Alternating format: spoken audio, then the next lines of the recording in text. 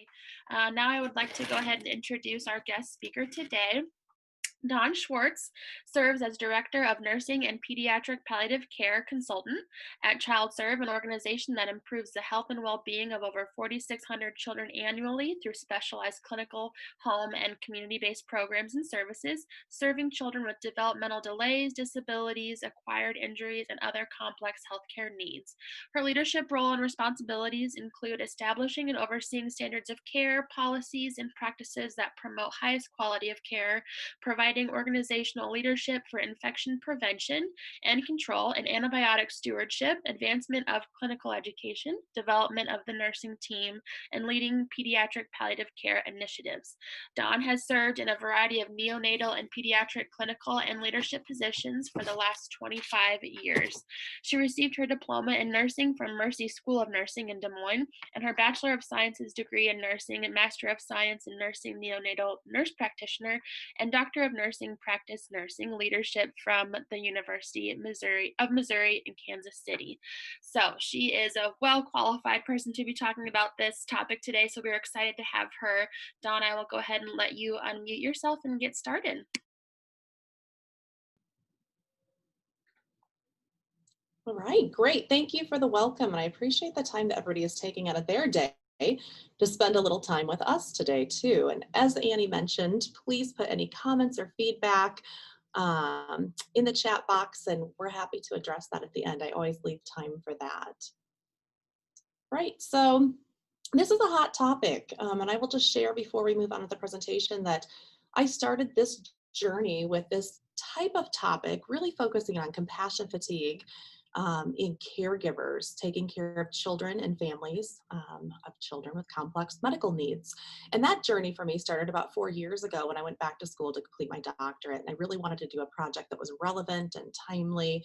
And gosh, who could have seen 2020 coming at us with all that it had to offer and all the opportunities to develop this? Certainly for not just the people that are formally in healthcare settings, but all the informal caregivers, the people who are in it day in and day out and don't get that break. So I've been very fortunate. I've had the opportunity to share this journey and to talk about it in a variety of lenses and positions. So there is nothing that is off limits for asking, and hopefully this will spark some conversation, not just within your professional lives, but within your personal lives as well. All right, I don't have any financial disclosures or conflicts of interest with this information shared in this presentation. I love active participation, so as you guys think of things, feel free to take notes. I know that this is being recorded, so you can always go back and look at it. But please, please, please participate, ask questions, and join in.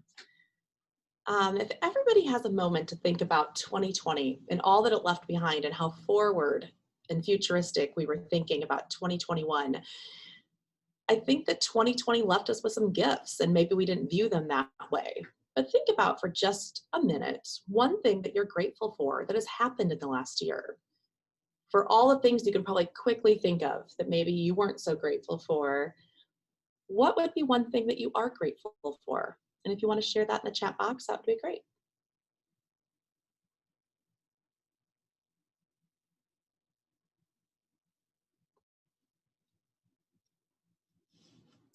It looks like I can't see the chat box, but if anybody, oh, hold on, maybe I can see it over here. There we go, pull it up. Working from home, time with my son, more time with family, my health and my job. Yes, more family, the time spent outside, great. More time to do me things, I love that. We're gonna talk more about that today. Yes, health, I think health is a big one. We just don't take that for granted. And if we didn't before, we certainly don't now. And unique opportunities. So let's expand on that. I think that yes, COVID has left us with a lot of unique opportunities and things that maybe we never saw coming, things that we didn't think would ever work for us. How many people thought, gosh, my job could never be that flexible. I would never have an opportunity to work from home. And we're doing it. We figured out Zoom and we're able to do lots and lots of great things that historically we just didn't tackle and didn't have the time per se to take on. Okay, so today we're going to talk about this term of compassion fatigue and all that it encapsulates and incorporates with it. We're also going to discuss compassion satisfaction satisfaction and the joy of caring. Some people aren't familiar with that term. We'll talk about how it works with fatigue. We want to identify tools to recognize signs and symptoms of compassion fatigue and develop strategies to prevent compassion fatigue and optimize compassion satisfaction. Right, so a couple of definitions. When we use these terms today, this is going to be kind of the definition and the premise of what we're talking about with each of these terms, because several of them, depending on the situation and the context, could have different influence and meaning. So for today, compassion fatigue is going to relate to us in a way of state of detachment and isolation that any caregiver can experience when they're repeatedly engaging with people in distress. That could be their family, it could be patients, it could be someone in their community. It can hinder empathy and it can cause extreme tension. Secondary traumatic stress or secondary vicarious trauma, another name for that. That's the trauma that all caregivers are going to experience because they provide care for others. It's characterized by the symptoms of intrusion, arousal, anxiety. Often it's that story you can't get out of your head. If you're a caregiver, it's reliving that moment over and over again. It's often described as that stress resulting from helping or wanting to help a traumatized or suffering person, and it's highly correlated with burnout. Burnout, we hear that term a lot. I think it gets thrown around maybe more loosely than it should. I think sometimes we use the word burnout when we should be talking about secondary traumatic stress, but we don't know what to call it, or when we should be talking about compassion fatigue, but didn't know that leads to burnout. That's the state of chronic exhaustion when our caregivers' perceived demands are going to outweigh their perceived resources. Compassion satisfaction, just as the term implies, it's that pleasure that you're going to derive from being able to do your work well. You're feeling satisfied by your job and the helping itself. It's not a job, the caregiving that you do personally for that loved one as a caretaker. So caring people are going to experience pain. It's inevitable. It's going to be a direct result of our exposure to another's traumatic material experiences. We give, give, give, give, give, and often say, I'm in good health and I don't have to take care of myself and I've got this and I'm going to give more and I can do more. And that's not wrong. That's why many of us are great caregivers, why we went into caregiving. We had a skill set. We liked to give. Our hearts get bigger with that. Along the way, though, if we don't keep our heart full and that bucket full, we deplete it. So this situation that we get into with compassion fatigue, whether it's stress, secondary traumatic stress, according to Charles Figley, who has studied compassion fatigue at length from the 70s on, it's the natural, predictable, treatable, and preventable. And I think that's the key word here, unwanted consequence of working with suffering people. Compassion fatigue is a significant mental health concern for everybody. It's not just a problem here in the Des Moines area. It's not a problem in Iowa. It's not a problem in the US. Worldwide, when I was doing research on this, if you took an ICU physician from Russia, compared them to somebody in China, compared them to somebody in Iraq, compared them to somebody in the UK, compared them to somebody in the US, they all run the same rates of compassion fatigue, satisfaction, and burnout by specialty and by organization, often by gender and age when you break it down into those aliquots as well. So this is not just a problem that we have here. It's not just an Iowa problem. This affects everybody worldwide if they're a caregiver.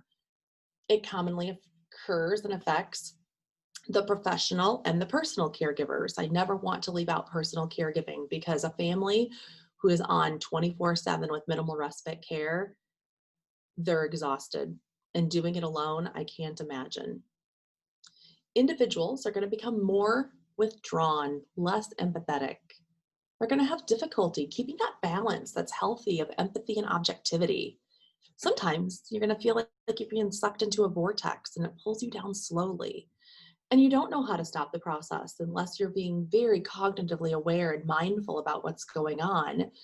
You don't know what to do to stop it. So you do all that you know how to do. You work harder, you give more. You give more of yourself, your heart, your service, your money, your time, whatever that might be, because that's what you know. And it only makes the problem worse. So the long-term effects of compassion fatigue are going to negatively affect the health, well-being, and performance of caregivers. We're going to see increased use of alcohol, drugs, and illicit prescription. I'm not just talking about methamphetamines, I'm talking about prescription drugs. I'm talking about sleeping medication. I'm talking about antidepressants. I'm talking about anti-anxiolytics. I'm also going to talk about food. Food goes right along with the alcohol. It's one more thing. It provides us comfort. People have talked about the COVID-15 and the weight they've gained because they're home and maybe not as active, and eating those things that they're more comfortable eating because their body's under a lot of stress and worry and angst, and that's a natural inclination. Compassion fatigue that is not recognized and managed effectively is problematic. We used to maybe think that, well, nurses just suffer from compassion fatigue. They get burnout. It's what they do. And that's great. That's great that we've named that. But what are we going to do to manage it? Because I have now learned in the last 4 years that we should be challenging this. Every caregiver should understand the psychological damage that will lead them to burnout and recognize how to stave some of that off. So opportunities like this, where we can educate about compassion fatigue triggers, symptoms, and coping strategies, are going to help caregivers identify and manage compassion fatigue. We really need to create environments that support the development of emotional resiliency, healthy coping behaviors, and feelings of empowerment. It's the first big important step toward improving the emotional health of caregivers. We so often talk about the physical health of our communities, and thankfully now we're talking about social determinants of health. We're talking about population health and emotional wellness. Psychological well-being is so important in all of that.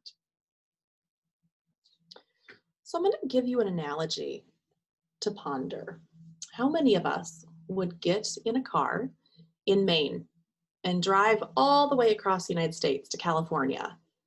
And along the way, there's probably a lot of great places to stop and visit. Maybe we have friends and family along the way. We need to stop for gas to keep our car going.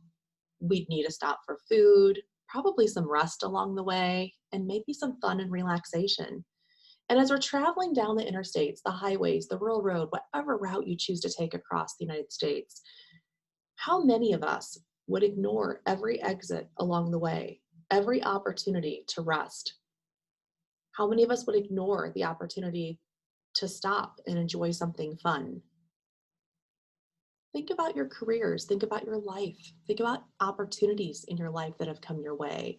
How many times have you thought back on your life and said, gosh, I took off on this journey in my adult life and I haven't listened to those warning signs. I haven't stopped at exits along the way. I'm not enjoying my life. I don't take care of myself. I'm not getting my rest.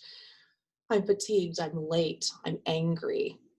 Well, yeah, if you keep going, guess what? When you get to California, you're going to fall off the cliff. So along the way is stress, and we have opportunities, all those exits, all those red signs, those warning signs. But if we ignore all of that, we are going to burn out. So compassion fatigue, I can fix that. We can balance that. I can teach people how to manage that, give them resources and skills and opportunities. But when you get to burnout, it's a lot harder to get through. You're in a bad place at that point, and we've ignored all those warning signs along the way. So warning signs. You mentioned this in the last slide, the abusing of drugs, illicit and prescription, alcohol, tobacco, and or food. Anger. You're mad at the world. You blame everybody else because you can't find it within yourself. And it's not your fault. You just can't. You're chronically late. You wake up every morning and you're depressed and you're tired. You go to bed every night and you're depressed and you're tired. You stare at the ceiling all night because you can't sleep, and you wake up. And the last thing you want to do is go back to the place you left. You have a diminished sense of personal accomplishment. Maybe you have a checklist of things that were on your to-do list for 2020 and you didn't accomplish all of that. Maybe you didn't go on the trip that you had planned. You can't beat yourself up over that, but when you're feeling like that, that's a red flag. The physical and emotional exhaustion that just doesn't seem to ever end. Frequent headaches, tummy aches, diarrhea, nausea, vomiting, changing in eating habits, high self-expectations. Many caregivers, personally and professionally, have high expectations of ourselves and also that person we're helping. We want to see the best in people. Hopelessness. I think this is probably something we've all experienced in the last year. When is it going to end? And I hear that now with vaccines. People were so excited to hear that the vaccines are here, the vaccines are coming. And unfortunately, they're not getting out fast enough. So people are feeling hopeless about it. And I like to say there is light at the end of the tunnel. And I know it feels hopeless still, but we are going to get there. High blood pressure. And with people not going to their medical providers over the last year, many of them are unaware that their blood pressure has creeped up because of stress and less exercise and poor habits. As we become sleep deprived and bitter and angry, we have a hard time maintaining empathy and objectivity. How do you balance that on the teeter totter of life? You become increasingly irritable and you have less ability to feel joy. It's not that you block it because you don't want to experience it, it's because you clearly just don't have it within you to allow that feeling to grow and to flourish.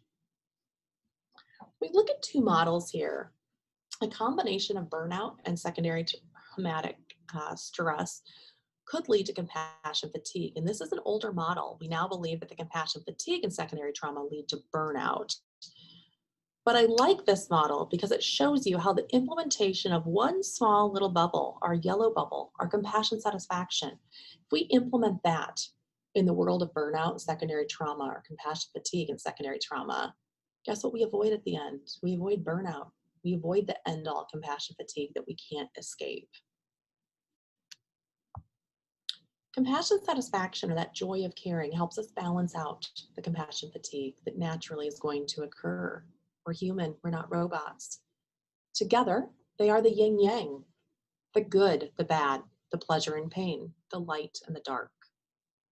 And they have a role, and they're both necessary, but we have to learn how to balance that.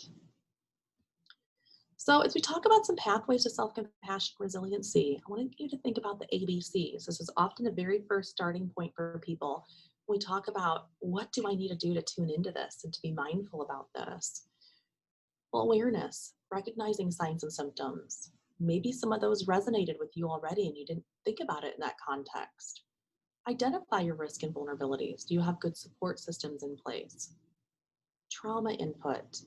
Trauma isn't the car wreck that happened down the road. Trauma is what has happened to us in our lives. And we often take on the trauma of others as we care.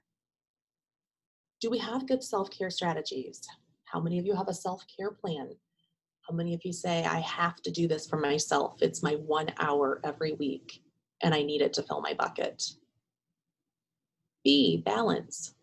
That's where we find this life balance. So often we've said, oh, we need to balance our life between this personal and professional balance. And more research is coming out saying it's not about work-life balance, it's about life balance. What is the right balance in life? We need to learn to self-regulate our nervous system. Our nervous system is capable of doing really amazing things. When we meet something scary, we have the ability to fight, to flight, or to freeze. But then we also have to balance that with, okay, now we can rest and digest and sit. C, connection, connectivity. How many of us have support systems, personally and professionally, that are our tribe, our people? How many people feel disconnected from that because of the last year? It's really important to maintain connections with community. That gives us a sense of purpose and meaning in life. So when we talk about self-care, we're going to talk a little bit about what it is and what it is not. It definitely is an intentional way of living that's incorporated into our day-to-day routines. It shouldn't be hard work. This should be something that we know, I need this every day. This is part of my routine. It's whole person centric. It's going to focus on the physical, psychological, emotional, social, spiritual, and personal, spatial, financial, and professional pieces of our person. It should nourish our mind, our body, our spirit. It should allow us to express self-compassion. We should be intentional, flexible, and fluid. You shouldn't predict, gosh, I'm going into a bad meeting today. I'm going to feel like this when I'm done. We don't want to set ourselves up for failure, and we also don't want to predict how we might feel. We should be allowed to feel how we feel and trust that we're capable of handling it. And that can be a challenge for any of us, because sometimes it's scary to think about taking on one more thing. What is self-care not? It's not an emergency response plan that should be activated when stress becomes overwhelming. It's too late in the game. It's harder to come back from. It's not about adding one more thing on an overflowing to-do list that seems impossible or forcing ourselves to do something that we feel obligated to do. It's definitely not selfish. And I think so often the self and self-care leads us to believe that it is a selfish move. Parker Palmer is quoted as saying, "Self-care is never a selfish act. It is simply good stewardship of the only gift I have, the gift I was put on earth to offer to others." The brain learns and rewires from experience. It can choose to respond to life stressors differently. So you guys know the brain's able to regulate all types of stress. It can be very powerful. It can rewire old patterns of response to new healthy patterns. Just because historically we didn't do great with coping doesn't mean we can't retrain our brain. We know little and often works best. We're going to talk about that more here in the next couple of slides. And we want to create new habits and coping strategies that are sustainable. There's nothing worse than setting off on New Year's resolutions that seem like a mountain to overcome.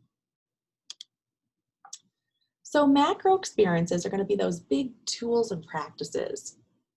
The vacations, maybe working out with a large group, going on a big bike ride, prepping for rag ride, something you do every year. Attending support groups. Micro practices are going to be those small things that maybe you just take for granted and maybe you don't do because you don't think you need them. Taking a nap, stretching your body, allowing self-compassion breaks. So these next categories that we're going to talk about are quick ways to replenish your human brain throughout the day. They are things that one little thing could make a difference, and they will sustain your compassion satisfaction. They should be things that fill your bucket. And they're going to be different for everybody. Everybody's self-care plan is going to look different. So as we go through these next slides and go through these categories, think about one or two things from each of these that might be an easy thing to implement. And we're going to then flow into resilience and how long-term we can set ourselves up for success. We talk about exercise and movement. Macro activities are going to be those cardio, aerobic exercises, yoga, tai chi. Micro, a 3-minute better than nothing workout. Maybe you have a desk with a treadmill. Maybe you like to stand at work and you like to get up every 50 minutes and walk. That's great. You should move your body once every hour. Doing sense and savor walks. If you've never done these, you can do them any time of year. Get out into nature. Check it out. See what's out there. Smell, look, see, feel. Allow your body to connect with the world around it. Sleep and rest. A minimum goal should be 8 hours every night for all adults. We need that to reset our nervous system. We need it to help us consolidate learning that we're going to do throughout the day. And it's just part of good sleep hygiene. If we don't get that, we can't move on and be as productive as what we want to be and as successful as we feel that we should be. Mental breaks, micro examples, switch the channel. I need to do something else. Naps come up again in this. Mini meditations. I know sometimes you hear the word meditate or mindfulness exercises. You think, oh gosh, who has time to do that? Meditation is like a whole different ballgame and I don't have time to commit to that. But thankfully, with technology, there's a lot of great apps out there. There's 1 minute little mindfulness and meditations and breathings and 3-minute exercises. Focusing on how you breathe for just 10 breaths. Giving just a minute of your time is all you need to do to reset your body. Taking mental breaks. We know that focusing on something else, positivity is good. So that's skillful distraction. Talking to somebody else is what we call relational regulation. And that's resonant. That's good. Moving and walking somewhere else. Moving resets our brain. Nature is good. And while a physical break might be once every hour, your mental break maybe could go for 90 minutes of the same task, but then you want to take a break from that and switch gears to avoid that adrenal fatigue. And as this little quote says, almost everything will work again if you unplug it for a few minutes, including you. And as we talk about a world where we're surrounded with technology, our phones, our computers, televisions, landlines, it goes on and on. How often do we disconnect from that? How many times can we truly get away from everything that we're connected to unplug? Nutrition. I wish I had some really great breakthrough news for you, but it's the same stuff you've heard your whole life. In order to eat healthy, we need more protein, more water, less sugar, less carbs, less calories, less caffeine, and less alcohol. No, it's kind of not a fun list, but it is important and it does help our bodies be successful and carry on. There's a great meditation out there called eating a raisin.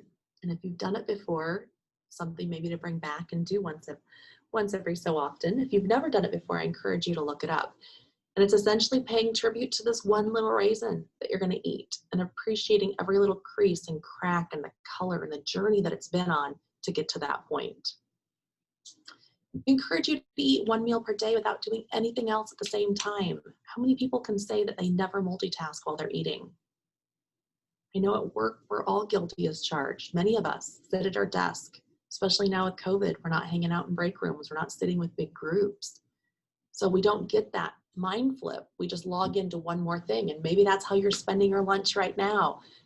I'm gonna double dip and eat my lunch while I listen to this webinar. It's not wrong, but it's what we've done. So maybe we need to challenge ourselves to do it differently. Laughter and play. So often adults think you grow up and you gotta be serious. We can't have fun anymore. I encourage people to have good times with their family, schedule a picnic, have a formal dinner where everybody can be present. Celebrate the little things. It doesn't have to be a wedding that you're waiting to celebrate. Maybe you're celebrating that you made it through 2 weeks where you each were only on your phones for an hour in the evening. It can be little things like that. Schedule that play date or silly date with friends. Who says you're too old to have a play date? Watch a fun video on social media. There's all kinds of apps out there that provide entertainment, some more than others. Find something that looks fun. Send it to somebody else. Make their day. Make them laugh. Learn something new. I think I'm somebody who loves to learn. I'm a lifelong learner. Many people are. If you're logged into this, you probably have a similar trait. It's really good for our brains and our bodies to learn something new every single day. So maybe you want to learn a foreign language. Quit putting it off. Learn it. Begin speaking it and using it. Play a musical instrument. Juggle. Play chess. Pick up a new skill. Learn a new poem, quote, flower, or bird each day. Some of those little desktop calendars or apps that have a daily quote or little piece of trivia on it. They're great. That's great brain stimulation. Kinesthetic activity, creating with your hands. Often we underestimate. We say, oh, he just woodworks on the side, or oh, she just quilts. Well, gosh, how healthy for them. And what we don't know about that is that actually, maybe we forgot how it can help us reduce stress. It actually stimulates the brain. It reduces our worry and rumination, allows us to focus on other things. And it creates, the creativity evokes a parallel psychological well-being. So yeah, they're working with their hands, but they're really helping their brain at the same time, whether they know it actively or not. We want to open our heart and mind to larger perspectives. Under macro practices, maybe that's spiritual practice. Maybe it's being an altruistic, generous person. Maybe it's service that you give through your volunteering, your career.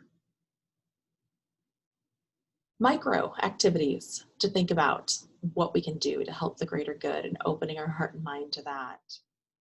So we're focusing on mindful self-compassion, doing mindfulness activities, staying in that moment, allowing ourselves space for self-compassion, and recognizing that we're all human and we're all doing the best we can right now with what we have.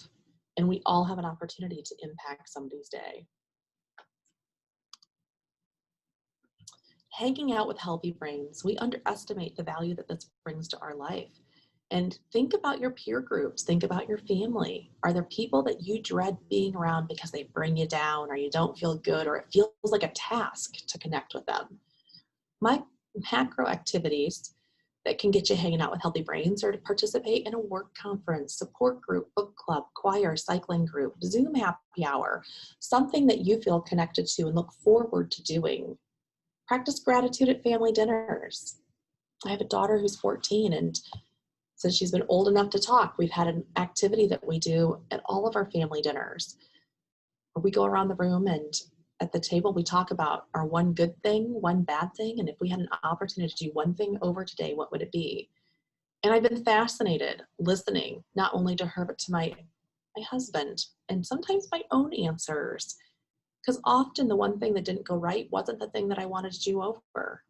We'll talk about that a little bit. Failure is inevitable to help us succeed. You learn lots about each other by just focusing on the good, the bad, the do-over.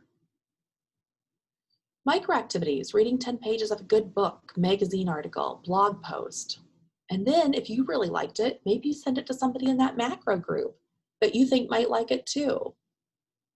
Send a text, email, write a note. We just don't mail notes and we don't drop off handwritten notes enough, but that gratitude and acknowledgement and appreciation is so important for your friends, colleagues, and family members. Even if it has 3 sentences, you took the time to acknowledge what they're doing and what they contributed to your life. We know that people who flourish have a really high tolerance for flexibility. They usually have a good external support system. They have realistic awareness of personal limits. They're able to ask for help when needed. They have an open communication style. They value self-awareness, and they're usually lifelong learners. They have a desire to continue to learn. Brain care is self-care. As we talk about some of those quick little practices, even macro versus micro, maybe find one thing, just one item that you're going to implement and practice every day for 30 days. That's about how long it takes to build a new habit. And then at the end of that, reflect on your difference in functioning, resilience, well-being, sense of self. Maybe along the way, do you notice that you're sleeping better? Are your eating habits healthier? Are you feeling better about yourself and feeling less overwhelmed? Pay attention to what that self-care is contributing to your brain. So long term, all of this feeds into resiliency. How do you develop the capacity to experience adversity and still maintain that relatively stable trajectory of well-being? How many times do you hear with people, oh, they've had a rough childhood and a rough adulthood, and they're resilient, they just keep going. And so often people are like, I wouldn't be able to go. I often think we don't know until we've been there whether or not we can do that. But we do know there's ways to prep for that. And we're going to learn more about that too. So resiliency assists us with self-regulation of negative emotions. We do know that resiliency and longevity go hand in hand. It helps you develop a professional hardiness per se in meaningful work. There's a 10-step prescription for resilience, and this comes from a great book by Dennis Charney and Stephen Southwick. If you don't have access to it, I believe you can find it probably on Amazon or your local bookstores. Resilience, the Science of Mastering Life's Greatest Challenges. And this book talks about these 10 steps. We're going to break them down a little bit. We're going to talk about how these play into your development for resilience, because resilience just doesn't fall out of the sky and it doesn't happen overnight. We do have to train ourselves to get there. You wouldn't go and run a marathon without training for it. Think about resiliency the same way. We have to own and actively participate in some of it in order to truly develop it. Right. One of the ways to develop resiliency is to maintain a positive attitude. Optimism is strongly related to resiliency. Positive attitudes are keys to deflecting stressors. Optimism is partially genetic, but it can be learned. So if you say, gosh, I come from a long line of curmudgeons and I will never be a happy, positive person, the glass will always be half empty. Well, I would challenge that and say, that could be, but I think we can also get you to experience new things in life that you might be able to view differently. Reframing our stressful thoughts. Maybe people have heard the first attempt in learning, FAIL, fail. It's okay to fail. It's not a bad thing. You can receive benefit from the stress and trauma of post-traumatic growth. Failure is essential for us to continue to develop and grow. And it doesn't always feel good, but I promise it's necessary. We need to develop our moral compasses. Altruism is strongly related to resilience. Developing a set of core beliefs, strengths, virtues, values? What's your guiding compass? What's important to you? How many times have you updated a resume and added a mission, your own personal mission or your vision to that? How important is that to you to have that guide? Do you need a compass or do you prefer to not? Most of us do better with a compass. Sometimes that moral compass is associated with religious and or spiritual beliefs, and that's not wrong. That helps ground us and give us a foundation to make these other opportunities. Find a resilient role model. Surely at some point in your life, you've met somebody who you connected with in a way that you said, I need to stay in touch. That meant something to me. I want to be just like them. They've been a nurse for 50 years. I want to be a nurse for 50 years. Look at all the lives they've helped. So think about that. And then once you think about them and identify them, have you ever reached out to them to say, thank you? Thank you for being that role model for me. I've always looked up to you, because they may be internally struggling with a battle that you have no awareness of, and you could be a game changer for them and how they feel. We need to face our fears. I think we've done a lot of that in the last year. Fear is normal. It should be used as a guide for us. It increases our self-esteem and it develops problem solving and courage for us. Making a big life change is pretty scary, but you know what's even scarier? Regret. We need to develop active coping skills. So this is where we go back to the mindfulness and self-awareness, creating positive statements about yourself. I'm good enough, I'm smart enough, I've got this, I have skills, I just need to tap into them. Seeking support and recognizing that we need that and taking action on what that skill is going to be.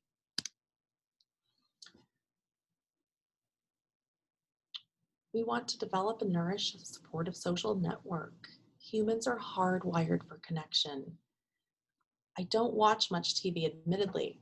Historically these days, especially, I usually catch something without commercials.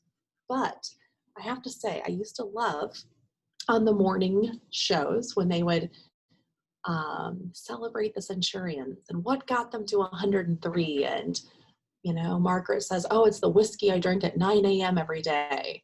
And Joe says, oh, it's, you know, coffee with the guys at 2 every day. And everybody has something that has connected them in their mind to their age. And when you listen to that, there's one common denominator frequently, and it's that they're hardwired to other humans. They have support groups, they have friends, they get up every day, and they want to connect with their network of relationships or organizations because that gives them emotional strength. That's the fuel. We need to prioritize physical well-being, whether we like it or not. I know exercise is not everybody's favorite thing to do, but we do know there's lots of positive effects on health. That physical hardiness, immunity, mood, and cognition. It's going to decrease muscle tension, improve our overall mobility and flexibility, give us better core strength, which helps all of those vital organs, decreases our visceral fat within those vital organs and around them. It assists us in mobilizing from that excess adrenaline, from that fight or flight response that sometimes we feel all day in a busy work day. And it's been proven over and over again that exercise and physical movement is a very, very strong stress reducer. We can train our brain, just like we can train for a marathon with our body physically. There's a lot of mental work that goes into that. And like many things in life, our brain has neuroplasticity and it's able to develop habit loops that we can change over time, but we have to work it out. We have to connect to that emotional IQ, EQ is often what that's called. That change requires systematic and disciplined activity. It doesn't happen passively. I wish we could all learn by osmosis. That might save time. We could double dip and do that while we sleep. It doesn't quite work that way. How many of you have worked at a place that maybe did the values and action inventory, or you've taken classes that tapped into this? The VIA character refers to those qualities that are distinctive to the individual. And this has been a cross-cultural project since about 2004, Peterson and Seligman. And they wanted to explore individual character strengths. You can actually go to their website, you can take their free survey. And you can tap into your strong traits. These are my strengths. This is what I'm good at. And all of us should be good at different things. I don't want 10 people in my life that are just like me. I want to be surrounded by other people that think differently, that have different values, that can contribute to my life and make me think differently and objectively. So if you have an opportunity, feel free. And there's also a book that goes along with that. Charles Darwin has told us it's not the strongest of the species that survives, nor the most intelligent. It's the one that is the most adaptive to change. Over and over again, think about your life. Think about what journey you've been on. And people say, gosh, I admire you. I can't imagine the journey that you guys have been on. And maybe they can't, but look at how adaptive to change you were. You kept going. You made it through that hurdle and you kept moving through the next one. And that's part of living life and that journey. So we think about our self-care plans and what that looks like. I want you to also think about a resiliency plan. And it doesn't have to be big. Your self-care plan could be little things, and your resiliency plan could be little things. But your resiliency plan is in it to win it long term. So are you going to stay connected to people? Are you going to begin respecting yourself if you haven't? Do you take time for yourself? Are you kind to others? Are you optimistic? Do you feel like you make a difference? Do you have goals in life?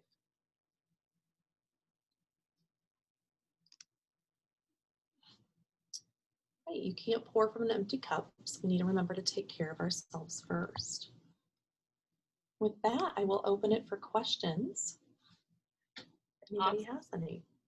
Thank you, Dawn, so much. I really appreciate you providing this presentation today. It's just very relevant information. I would encourage anybody that has a question or a comment or even a takeaway, kind of like Dawn had mentioned, starting off with just one piece that we can take away with us today. What would that be? I'd love to hear anybody's comments that you have and put them in the chat.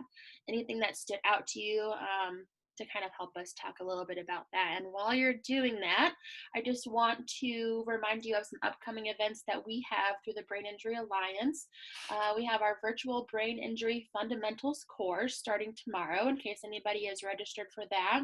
And we also have our advocacy week, which is at the end of the month, January 25th through 29th. Anybody who's ever come to our day on the Hill is usually in February, but in person. But this year we are going to be doing a few different events all week long. Like I said, January 25th through 29th from noon to 1 each day, virtual events. So log on to our website for more information on that.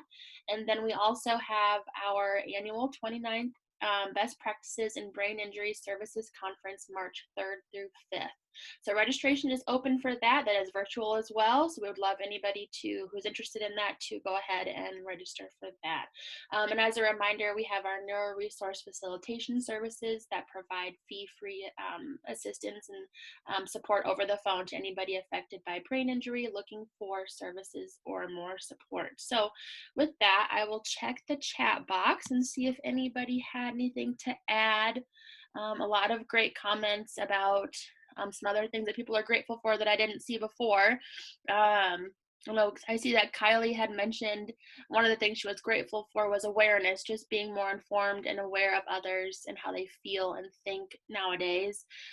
Kelly said she loves the gratitude app that I believe maybe you mentioned in the beginning. And then Emily says, I think the point you made about our way to relax shouldn't be seen as a chore. It should be something easy that we enjoy doing. I think that's a great point to point out as well. Do you have anything to add on that, Dawn?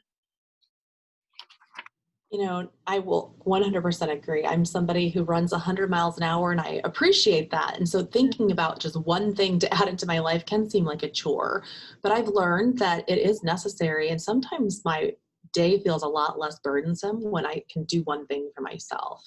Definitely. I think it was so helpful for you to mention that, yes, there are macro things that we can do on a bigger scale, but then bringing that down to the micro level where it could be even just taking a minute or two and just focusing on your breath throughout the day. I personally have Yeah. implemented that over 2020. I heard Yep. that suggested somewhere else, and I have a timer on my phone that goes off throughout the day that to remind me to just focus on what I'm doing in that moment and breathing for like 2 minutes. That has really helped me. And it's such a micro level thing that can make a huge impact in just how the rest of your day goes. So I think those are really good, great suggestions on how you can do something small and help make a really big impact in your day. So I Yeah, see some great. other comments here. Elizabeth said, I missed how we could receive these notes. I need to post it for me to look at often. Randall says that naps are great. I agree. I love naps. Kaylee said, I found this to be very helpful. Even though I am a social work student who has learned about a lot of this, it is always nice to learn and hear more about it. I loved hearing about the micro and macro too. Emily says, yes, remembering to get away from our desks since we are working from home. Such a good reminder. Yes. Very good reminder. Do Oh, you have good. anything to add All to those great. ones? Yeah. I'm just going to add, I don't know how many of you have heard the story of the glass of water, but I'm happy to share this metaphor kind of as a parting word too. But it's a lovely metaphor about stress. And I don't know who the author is. I would love to attribute it back to somebody because it's genius. But the story goes something like this. There's a trainer who's walking around a room while teaching a stress management course to an audience. And as she did so, she raised a glass of water. Everyone expected they were going to hear the old, is the glass half empty or half full question. Instead, the trainer asked, how heavy is this glass? And answers were all over the place, from 4 ounces to 8 ounces to 16 ounces, all over. The trainer replied, the absolute weight doesn't matter. What matters is how long I hold it. If I hold it for a minute, that's not heavy. Anyone can do that. If I hold it for an hour, yeah, my arm's going to hurt. Might need a little ibuprofen for that. If I hold it for a day, my arm's probably going to be numb. I might feel paralyzed. In each case, the weight of that glass doesn't change, but the longer it's held, the heavier it becomes. So as she continued, she shared the stresses and worries in life are like that glass of water. Think about them for a while and nothing happens. Think about them a bit longer and they begin to hurt. And if you think about them all day long, you'll feel paralyzed, incapable of doing anything else and working through that. So it's important to remember to let go of our stresses, put your burdens down when you can. Don't carry them for days and hours and months and years. Remember to put down your glass. I think that's such a lovely metaphor about stress because we can all do it for a little bit, but we cannot all do it forever. Definitely. That is so true. Everybody who is on here today has something that brought them here, whether it be they're a caregiver of someone with a brain injury or have a brain injury themselves or a professional serving in the field, what have you. But we all can attribute to and understand what it means to carry on stress for a long time, and how important that we know it is to take care of ourselves, but sometimes we just need those tools to figure out how to do that, and how to take one step at a time. I will say that a couple of the standouts for me was your visual at the beginning of the warning signs when you're traveling across the country. I think that's such a great visual for people to take home.